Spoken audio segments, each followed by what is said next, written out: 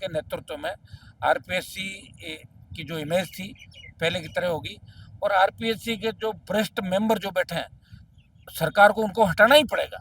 प्रधानमंत्री का जैसे ही मिलने का समय आएगा, उससे पहले पहले आप देखना डरी हुई सरकार, इनको पता है मोदी जी के पास अगर कोई पहुंच गया तो दिक्कत हो जाएगी। अगर मोदी जी का टाइम हमें मिल गया तो आप समझ लें कि बहुत बड़ी सफाइयाँ और हो जाएगी राजस्थान के अंदर। ऐसा ही भर्ती का भी हम वो सारी चीज़ लेके जाएंगे। तो प्रधानमंत्री ने ये कहा था कि मैं पेपर लीक माफिया को पाताल से ढूंढ लूंगा, उनको याद दिलाएंगे ना, उन तक सारी बात थोड़ी आती है। इसलिए हमने प्रधानमंत्री से समय मांगा। हमने पहले भी कहा था कि 9 तारीख को हम समय मांगे, कल मैं आ नहीं पाया था, आज हमने समय मांग लिया और निश्चित रूप से समय मिलेगा।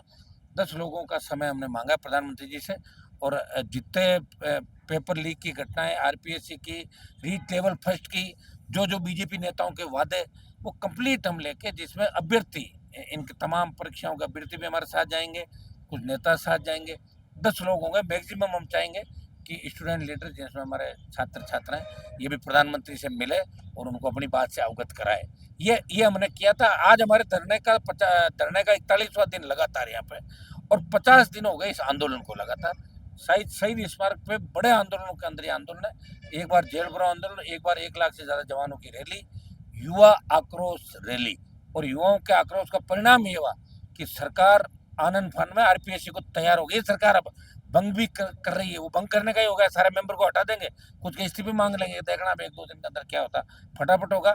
ये हमारी जीत नहीं पूरी। हमारी जीत जब होगी जब आरपीएससी का पूरा पुनर्गठन होगा, संरचना किस आधार पर होगी, पॉलिटिकल नियुक्तियां नहीं होगी। हम चाहते हैं कि यूपीएससी की तर्ज पर नियुक्तियां हो, ताकि आने वाले बच्चों के भविष्य, आने वाले समय के अंदर बच्चों का भविष्य बर्बाद नहीं हो। सब कुछ हमारा तो यही आरपीएससी, कर्मचारी चयन बोर्ड, माध्यमिक शिक्षा बोर्ड जो एग्जाम कराता है, और तीनों पे उंगली उठी है। आप देखिए, और जिस तरह न्याय मंत्री, कानून मंत्री की पोती नकल करती हुई पकड़ी जाती है, तो इस सरकार का धनी चोरी कौन है? या तो प्रधानमंत्री के पास खबर नहीं जा रही है, या दिखाया कुछ जाता, किया कुछ जाता। इसी बात को लेकर डेलीगेशन हमारा वहाँ पे प्रधानमंत्री जी से मिलेगा, और निश्चित रूप से बड़ी जीत हमारी होगी। सरकार से हम भर्ती रद्द कराएंगे, भजन लाल सरकार जी, इनका कमिटमेंट है, और इनका कमिटमेंट इनको हम याद दिला रहे हैं कि आपके नेताओं ने बड़ी बड़ी बातें करी थी, एसआई भर्ती रद्द करने की, आरपीएससी पुनर्गठन की, कई नेताओं ने और भी बात करी। नौजवानों के आंदोलन के आगे सरकार के कानों में ही बात पहुंची। तो बातचीत हम दिल्ली जाने के बाद कंप्लीट। आप बताए, दूसरा एक इशू और चल रहा है कि आरएस भर्ती जो 24 है, इसको कराने की सरकार जिद करेगी, लेकिन जब तक पहले कोई प्रक्रिया पूरी नहीं होगी, सेमीफाइनल के बाद ही तो फाइनल होता है, पहले 23 तो पूरा करो। अभी इंटरव्यू चल रहा है, इसलिए 24 के जो बच्चे संघर्ष करें लंबे समय से, मेरे पास भी आए थे पहले दिन जब हम इस आंदोलन की शुरुआत कर रहे थे, तो सरकार को आरएस 24 है, उसको अभी जो तिथि है एग्जाम की, मेंस की, इसकी आगे बढ़ानी चाहिए। हम भी इनका समर्थन कर रहे हैं, और जो भी बच्चे आ रहे हैं। दूसरा, एक फर्स्ट ग्रेड को लेकर आंदोलन चल रहा है बड़ा, उस टाइम नेट यूजीसी का एग्जाम भी उस समय उसी दौरान है।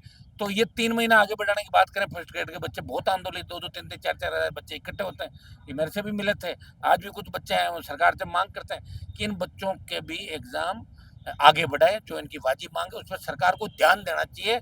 सरकार को आंदोलन करने का इंतजार क्यों कर रही सरकार? और आरएस के मामले में तो इतना बड़ा दुर्भाग्य कि डिप्टी सीएम कागज लिख रहे हैं, और डिप्टी सीएम के कागज की वहाँ कोई मुझे कह रहा था कि डिप्टी सीएम का कागज खोल के नहीं पढ़ते कोई। तो इनको इसलिए उप मुख्यमंत्री बना रखा दोनों को। इनको खुद को, अपना वजूद को पहचानना चाहिए। या तो कह दो कि हमारे आगे उप हटा दो, हम तो सिर्फ मंत्री हैं, क्योंकि उप मुख्यमंत्री संविधान के अंदर होता नहीं। वैसे ऐसे ही उप मुख्यमंत्री राजी हो जाता है, भाई उप मुख्यमंत्री, कई धीरे से बोले, उप धीरे से बोलते बोले मुख्यमंत्री जी खुश रहे मुख्यमंत्री। मुख्यमंत्री ने तो कोई पद नहीं है उप मुख्यमंत्री का। मैंने तो पहले जो मेरे बयान निकाल के देखोगे ना आप, वो आज मैं विवादित बयान फिर नहीं दूंगा, जब मैंने उप मुख्यमंत्री को मुख्यमंत्री की क्या बताया था आपको, जाए ना पिछले सरकारों के टाइम। सर, कल सबकी निगाहें दौसा पर रहेगी और एक मंच पर ध्रुव विरोधी सचिन पायलट और अशोक गहलोत। वो तो अशोक जी ने वो काम कर दिया ना जो करना चाह रहे थे। भाई सचिन पायलट जो लगातार लंबी लड़ाई अशोक गहलोत के खिलाफ लड़ रहे थे, मानेसर तक चले गए सरकार गिराने। उस वक्त मैं तो देखो अशोक गहलोत की सरकार गिराने में था। मैं आपको साफ बताता हूँ, मेरे 3 विधायक अगर फ्लोर टेस्ट होता तो गहलोत के खिलाफ वोट डालते। और मैंने तो 18 में ये भी बयान दिया था कि गहलोत, सचिन पायलट को मुख्यमंत्री बनाओ। 3 एमएलए साथ हैं, गुजर भी तेजा जी का जयकारा बोलते हैं, जाट भी बोलते हैं, और पायलट अगर सीएम बनते हैं तो राष्ट्रीय लोकतांत्रिक पार्टी कांग्रेस का साथ देगी। अब नहीं बने हो, मैं तो क्या कर सकता हूँ इस बात का। लेकिन जब इनको सरेंडर ही करना था तो 10 साल पहले कर लेते हैं, तो हो सकता है कि लास्ट के 6-8 महीने सीएम बना देते इनको। उनका अशोक गहलोत के यहाँ जाके जिस तरह वो एक तरीके से सरेंडर हुए। अशोक गहलोत के पास तो अभी कोई पद नहीं है, किस तरह कोई राष्ट्रीय अध्यक्ष प्रदेश अध्यक्ष कुछ है क्या प्रदेश में? कोई पद नहीं है। अगर किसी पद वाले व्यक्ति के पास जाए तब सोचे उस पद की गरिमा और उस हिसाब से जा रहे हैं, तो फिर सचिन पायलट ने जाके सरेंडर क्यों किया? किसी दूसरे नेता का शिकार करने की साजिश तो नहीं इसके अंदर?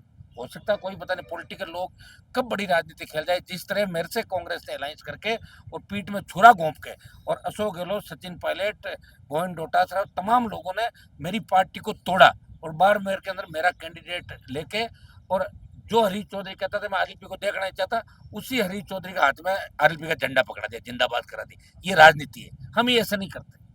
हमारे जो उसूल है अलग है। हमारी कथनी और करनी के अंदर कोई अंतर नहीं। फिर भी हमने ईमानदारी के साथ कांग्रेस की मदद करी और कांग्रेस का खाता सिर्फ राष्ट्रीय लोकतांत्रिक पार्टी गठबंधन से ही खुला। अगर आरएलपी से गठबंधन नहीं होता, कांग्रेस पार्टी का खाता नहीं खुलता। अगर कांग्रेस कोई गलतफहमी है, पंचायत चुनाव आ रहे, आगे देख लेना आजमा के कि कांग्रेस की क्या स्थिति होती राजस्थान के अंदर। क्या पंचायत चुनाव से पहले तो आप लोग मंडल ऑफिस मीडिया वाले और जितने भी दुखी है राजस्थान में, वो दुखी सारे आसपास मंडरा रहे, और मैं सबका दुखड़ा लेकर सड़क पे बैठा हूँ गर्मी के अंदर। पूरी गर्मी में निकाल दी, और बरसात, तूफान, आपकी बात भी कर रहा हूँ, सबकी कर रहा हूँ। मुझे बड़ा दुख हुआ जब उस दिन राज्यपाल के वहाँ से निकला। लंबे समय बाद गया था मैं, और मीडिया पहले गवर्नर और मुख्यमंत्री के आसपास आ जाता था। कितनी बड़ी शर्मनाक बात है कि मीडिया धूप के अंदर खड़ा था। क्या दिख नहीं रहा कि इन नेताओं को सबको? अरे मीडिया के बिना हमारी बात कौन दिखाएगा? ये लोकतंत्र का चौथा स्तंभ है। ये गवर्नर, सीएम, पीएम, राष्ट्रपति, सब कुछ मीडिया ही है चारों तरफ। मैं देखता हूँ प्रधानमंत्री, राष्ट्रपति भी मीडिया का सम्मान करते हैं। और लोकसभा के अंदर जो देश को चलाती है, लोकसभा के अंदर मीडिया का सबसे ज्यादा सम्मान है कि मीडिया कर्मी हमारे साथ बात भी करते हैं, बैठते हैं, उनको अलग से व्यवस्था लेकिन सिविल लाइन के अंदर मीडिया के साथ जो दुर्व्यवहार पहले भी हुआ, ये भी ठीक नहीं। मैं इसकी भी निंदा करता हूँ। सरकार को इस पर संज्ञान लेना चाहिए। बीजेपी सरकार अपने केंद्र के 11 साल को गिना रही है उपलब्धियों के तौर पर, आप कौन सी ऐसी उपलब्धियां बताएंगे बीजेपी? नहीं, बीजेपी की तो कोई उपलब्धि है। देखिए, मैं आपको क्या कर रहा हूँ, विपक्ष है नहीं सामने है। राहुल गांधी कभी नहीं चाहते 272 आए, वो 100 पे राजी है। हमारा तो इस बात को लेकर झगड़ा होता है कि आप क्यों नहीं कर रहे हो। आप जैसे मान लो सपा किसी बात में आगे बढ़ती है, किसी बात पे टीएमसी आगे बढ़ती, डीएमके आगे बढ़ता। हमारे जैसे जो सिंगल पार्टी वाले, हम किसी इश्यू को रेज करते हैं तो कह रहे हैं अपने चुप रहो, अपने भाग नहीं लेना। जबकि इंडिया अलायंस में तो सब हम साथ हैं, हर मुद्दे पे एक दूसरे का साथ देना। ये तो अलायंस है, और क्या? अभी अलायंस टूटा थोड़ा ही है। वो बिल पे आपको पता कि हम सब ने वोट दिया था, एक एक वोट आपको दिख रहा है। कई लोगों ने गालियां भी दी, कई ने समर्थन भी किया। तो इंडिया अलायंस के अंदर हम साथ हैं। लेकिन राहुल गांधी जी का ये कहना है हम इस बार 100 आए, उनको 272 नहीं चाहिए। 100, अगली बार 110 है, उससे अगली बार 120, ऐसे करते 101 साल बाद 272 की बात करेंगे, तब तक सीटें 700-800 हो जाएगी। तो कांग्रेस को राज चाहिए नहीं, देश के अंदर नहीं चाहिए राज उनको। कांग्रेस, मुझे तो लग रहा है कांग्रेस के अंदर कुछ नेता ऐसे बीजेपी ने स्थापित कर दिए, मन चाहे जैसे बयान दिला देती है और बीजेपी अपना काम निकाल लेती है। एक नेता ने आपको लेकर पवित्र भाषा का उपयोग किया और कहा कि समाज को ऐसे नेता को सबक सिखाना चाहिए। नाम है रिचपाल मित्तल। अब उनका तो आपको पता है सारा, उनके बारे में तो अपन क्या कहें। वो काफ़ी ओवरेज भी हो गए। हाँ, उनके अभी पारिवारिक परिस्थितियाँ ठीक नहीं, उनके लिए बोलना इसलिए भी ठीक नहीं कहीं मैं ऐसा कुछ बोल दूँ और उनकी सांस निकल जाए एकदम। तो मैं ऐसा कोई काम नहीं करूँगा कि मेरे बोल से कोई दम तोड़ दे। क्या हकीकत में आप दिल्ली इसलिए जा रहे हैं कि ऐसा ही प्रतिनिधित्व हो, या फिर पर्ची बदलवाने के लिए ना चर्चा है? सुनो, कुछ भी नहीं। मैंने तो टाइम ही आपको बता दिया, टाइम मांगने से पहले आपको बता दिया, टाइम मांगा है। अभी मैंने मेल किया है और आपको सारी बात बता दी 10 लोगों के साथ, क्योंकि मेरा पहले प्रॉमिस था कि मैं प्रधानमंत्री जी से इस मामले में मिलूंगा। और राष्ट्रपति का हमने फिर रखा नहीं, क्योंकि करना तो सारा प्रधानमंत्री को है।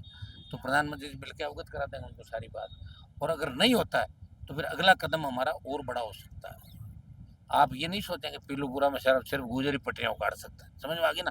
हम गुजरों के साथ तो हैं ही प्रदेश के अंदर, लेकिन अब सरकार हमें भी मजबूर नहीं करे कि इधर उधर जाके कुछ हमें भी करना पड़े। मदन राठौड़ जी ने कहा था कि जब गहलोत और सचिन पायलट जिस तरीके से मिले, क्या रणनीति बनी कि उनके मुलाकात के बाद में बिल्कुल आक्रोश? अब ऐसा नहीं तब तक होता है। ना ऐसा कुछ भी नहीं। गुजर समाज अपनी वाजी मांग करा। मैं गुजर समाज के फैसला जी जब आंदोलन किया था उस समय उनके साथ बैठा था मैं पटरियों पर, जब वसुंधरा जी ने 80 गुजरों को मौत के घाट उतारा था। वो कैसा दृश्य होगा देश के अंदर। 2 ही बड़े आंदोलन हुए देश के अंदर। गुजरों का बड़ा आंदोलन हुआ देश में, जिससे 80 गुजरों ने शहादत दी अपने समाज को। और हरियाणा में जाटों के सीने पे जो गोलियां मारी भारतीय जनता पार्टी ने, वो भुला नहीं सकते दोनों समाज। मुझे तो ये समझ में आ रहा है कि नेता भूल के जाते हैं ऐसी बातें यार, उस समय की बात है।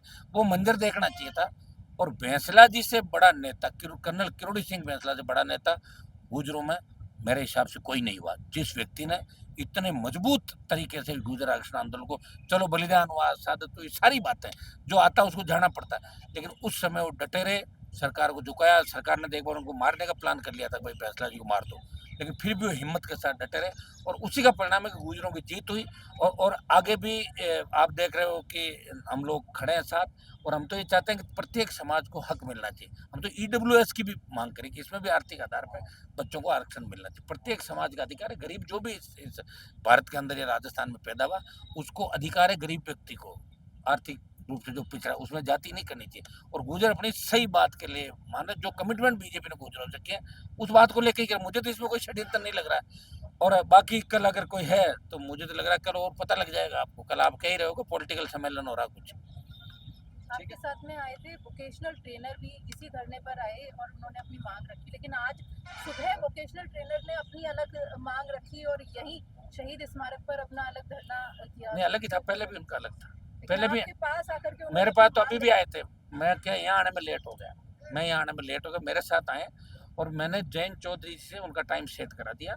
जयंत चौधरी जी बीमार हो गए, 1-2 दिन बाद जैसे वो ठीक होंगे, 8-7 दिन से बीमार है, तो वोकेशनल ट्रेनर का एक प्रतिनिधिमंडल दिल्ली के अंदर उनकी मुलाकात करवा रहा हूँ। उनकी समस्या के समाधान के लिए मैं उनके साथ हूँ। यहाँ भी मैंने पूरी बात करी, मदन दिलावर जी से करी, उनके सेक्रेटरी से करी और जयंत चौधरी से करी। मेरे पास आए थे तो मैं उनके साथ हूँ और धरना उनका पहले भी अलग था, मैं उनके धरने पर गया था और उनकी जो भी समस्या है राजस्थान के अंदर प्रत्येक वर्ग की, प्रत्येक नौजवान की, प्रत्येक बेरोजगार की जो भी समस्या है, हनुमान बेनीवाल राष्ट्रीय लोकतांत्रिक पार्टी उन समस्याओं के समाधान के लिए सड़क से लेकर सदन तक तैयार खड़ा है।